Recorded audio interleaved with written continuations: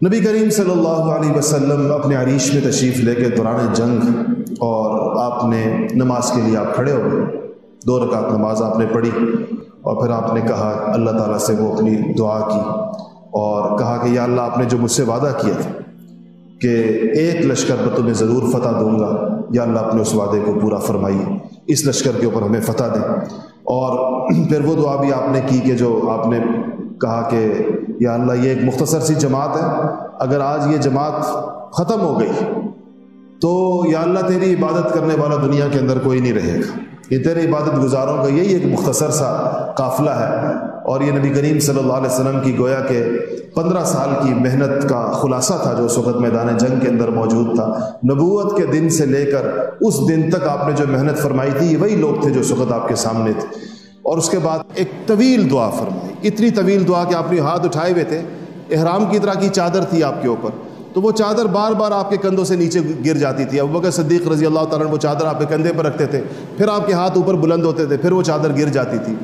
اتنی لمبی دعا کی کہ ابوبکر صدیق رضی اللہ تعالیٰ عنہ کے صبر کا پیمانہ لبریز ہو گیا۔ انہوں نے جا کے رسول اللہ صلی اللہ علیہ وسلم کو تھام لیا اور کہا کہ حسبک یا رسول اللہ، کہا کہ خدا کی قسم کافی ہے یا رسول اللہ، حسبک فقد الححت علی ربک، آپ نے بہت زاری کر لی اللہ کے سامنے، ابوبکر صدیق نے کہا۔ پھر جبرائیل امین آئے اور انہوں نے آپ سے کہا کہ یا رسول اللہ، آپ ایک مٹھی اٹھائیں مٹی کی، ریت کی، جو بدر کے میدان میں تھی، اور آپ اس کو اٹھا کر یوں پھینکیں اور فرمائیں شاہت الوجوہ، کہ ان سب کے چہرے جو ہیں وہ خاک آلود ہو جائیں۔ حضور اکرم صلی اللہ علیہ وسلم نے جبرائیل کے کہنے کے اوپر مٹی اٹھائی اور اس کے بعد آپ نے جو ہے وہ پھینکی، اور جیسے ہی آپ نے وہ مٹی جو ہے وہ پھینکی تو ان سب کے اس کے اندر پڑی۔ اسی دوران ان کے اوپر آنکھیں وہ ہوئیں، اس دوران آسمان سے فرشتوں کا نزول شروع ہوا۔ اور صحابہ کرام رضوان اللہ تعالیٰ علیہم فرماتے ہیں کہ ہم نے خود ایسے لوگوں کو دیکھا کہ جو ہمارے ساتھی نہیں تھے، اور وہ جو ہے وہ جنگ کے اندر باقاعدہ لڑ رہے تھے۔ اور صحابہ کہتے ہیں کہ جب ہم نے بعد میں مقتولین کو شمار کیا تو ہم اپنے قتل شدہ لوگوں کو اور فرشتوں کے قتل شدہ لوگوں کو الگ الگ پہچان رہے تھے، کیونکہ جو فرشتوں کے قتل شدہ لوگ تھے ان مقتولین کی شکل اور ہوتی تھی، اور ہمارے تلواروں سے جو لوگ قتل ہوتے تھے ان کی شکل اور ہوتی تھی۔ اس میں پہلے 1000 فرشتے اترے، پھر 3000 اترے، اور پھر 5000 فرشتے اترے۔ اچھا، یہ جب اترے تو بعض روایتوں سے پتہ چلتا ہے کہ ان فرشتوں نے 3 قسم کی روایتیں ہماری، بعض روایتوں میں ہے کہ ان فرشتوں کے جو امامے تھے، جو پگڑیاں باندھی ہوئی تھی، وہ سیاہ رنگ کی تھی، کالے رنگ کی پگڑی پہنی تھی۔ بعض روایتوں میں آتا ہے کہ وہ سفید رنگ کی پگڑی پہنی، بعض روایتوں کے اندر آتا ہے کہ وہ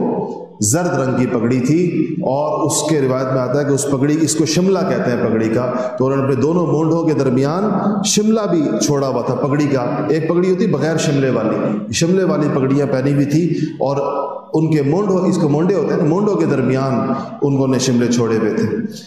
اچھا، اس کے بعد یہ جب آئے تو قرآن شریف نے فرشتوں کے نزول کی آیات ہیں، قرآن شریف کے اندر ساری کی ساری موجود ہیں۔ فرشتوں کو انسانوں کو مارنے کا طریقہ نہیں آتا تھا،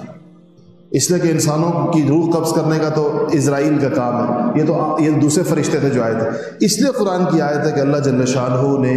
فرشتوں کو قتال کرنے کا طریقہ خود سکھایا۔ اللہ نے فرمایا کہ فَضْرِبُوا، قرآن کی آیت ہے سورہ انفال کی، فَضْرِبُوا فَوْقَ الْأَعْنَاقِ وَضْرِبُوا مِنْهُمْ كُلَّ بَنَانٍ، کہ فرشتوں کافروں کی گردنوں پر مارو، گردن پر مارو، اور ان کے ایک ایک پور کو کاٹ دو۔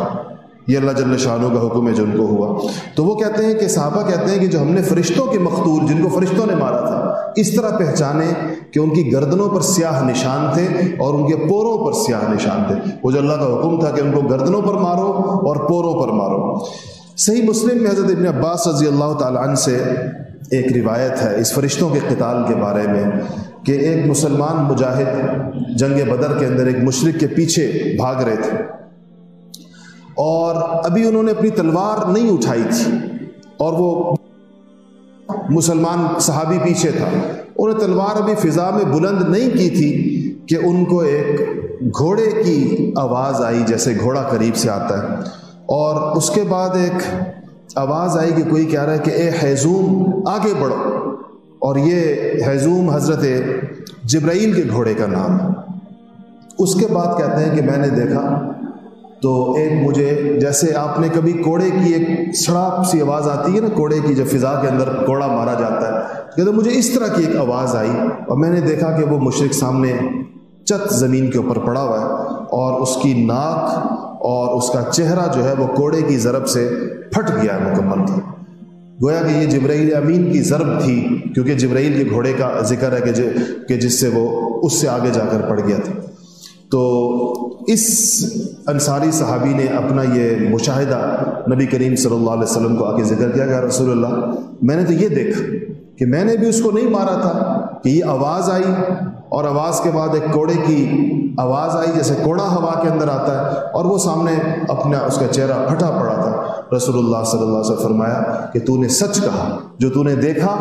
یہ تو نے صحیح دیکھا، اور یہ آسمان سے امداد تھی جو تیرے لیے اللہ جل شانہ نے اتاری کہ تیری بجائے فرشتہ وہ کرے۔ اور حضرت ابن عباس ایک اور روایت بھی فرماتے ہیں کہ نبی کریم صلی اللہ علیہ وسلم نے بدر کے دن فرمایا، نبی کریم دیکھ رہے تھے شاید ان کو بہت واضح، تو آپ نے فرمایا کہ یہ جبرائیل ہے اپنے گھوڑے کی لگام تھامے ہوئے اور سامان جنگ، یعنی جنگ کا پورا سامان پہنے ہوئے یہ اتر گئے میدان کے اندر، جبرائیل امین فرشتوں کی فوج کے ساتھ۔ یہ بدر واحد موقع ہے جس کے اوپر فرشتے جنگ کے لیے اترے۔ حنین کے اندر اور موقعوں پر بھی فرشتوں کا اترنا ثابت ہے، لیکن لڑنا ثابت نہیں ہے۔ لڑائی جو فرشتوں کی ثابت ہے، قتال کرنا فرشتوں کا، باقاعدہ جنگ کے اندر حصہ لینا، یہ صرف بدر کے اندر ہے۔ اور اس کی وجہ یہ سمجھ میں آتی ہے، مسئلہ اللہ بہتر جانتا ہے، کہ بدر میں مسلمانوں کے پاس اسباب انتہائی کم تھے۔ باقی جنگوں کے اندر آپ تناسب دیکھیں گے تو کسی نہ کسی درجے کے اندر جب میدان میں آ جاتے تو کوئی نہ کوئی شکل اس کی بنتی تھی۔ بدر میں چونکہ مسلمان تعداد میں بھی کم تھے اور اسباب میں بھی بہت زیادہ کم تھے، سامان جنگ نہیں تھا مسلمانوں کے پاس، اس لیے اللہ تعالیٰ کی مدد اور نصرت کی شکل کچھ اور ہوئی ہے، اور یہ ہمیشہ کے لیے اللہ جل شانہ کا وعدہ ہے مسلمانوں سے۔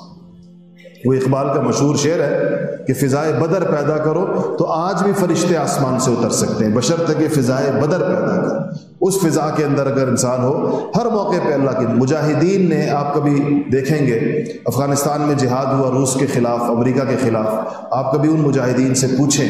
کہ انہوں نے کیسے اللہ تعالیٰ کی مدد اور نصرت کے کرشمے میدان جہاد کے اندر دیکھے۔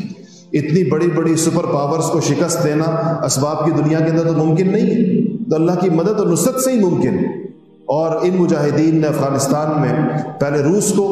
اور اس کے بعد امریکہ کو جس قسم کی شکست سے دوچار کیا، انہوں نے وہ مناظر دیکھے کہ تھوڑے لوگ کیسے زیادہ کے لیے کافی ہو جاتے ہیں، کم اسباب کے ساتھ کیسے زیادہ اسباب والوں کا مقابلہ ہوتا ہے۔ ایمان کا مقابلہ جب ٹیکنالوجی کے ساتھ آ جائے گا، ایک کے ہر قسم کی ٹیکنالوجی ایک لشکر کے پاس ہے، ہر قسم کی چیز ان کے پاس ہے، اور دوسروں کے پاس صرف ایمان ہے اور اللہ اور اس کے رسول کے اوپر ان کا یقین ہے اور اللہ کے لیے جان نچھاور کرنے کا جذبہ ہے، تو اللہ جل شانہ پھر کیسی مدد اور کیسی نصرت دکھاتے ہیں، یہ وہ لوگ جانتے ہیں جو میدان کے لوگ ہیں۔ جن لوگوں کو اس کا عملی تجربہ ہے وہ اپنے واقعات بتاتے بھی رہتے ہیں، لکھتے بھی رہتے ہیں، لوگوں نے سنے بھی ہیں، ہم نے بھی سنے بہت سارے۔ تو اس سے پتہ چلتا ہے کہ یہ جو جہاد کے میدان میں اللہ تعالیٰ کی نصرت ہے، اللہ کی مدد آسمانوں سے اتارنے کا جو سب سے بڑا ذریعہ ہے وہ میدان جہاد، کیونکہ وہاں مسلمان اور کافر بالکل آمنے سامنے آ جاتے ہیں، اور عموماً ایسا ہوا ہے کہ مسلمانوں کے اسباب کم ہوتے ہیں، مسلمانوں کے پاس تعداد کم ہوتی ہے، کیونکہ مسلمان کا بھروسہ اسباب پر نہیں ہوتا، وہ تو اللہ کے لیے نکلا ہوتا ہے، اور کافر کسی اور کام کے لیے نکلا ہوتا ہے، ظاہر بات۔ ادھر پھر اللہ جل شانہ اپنی قدرتوں کے کرشمے دکھاتے ہیں۔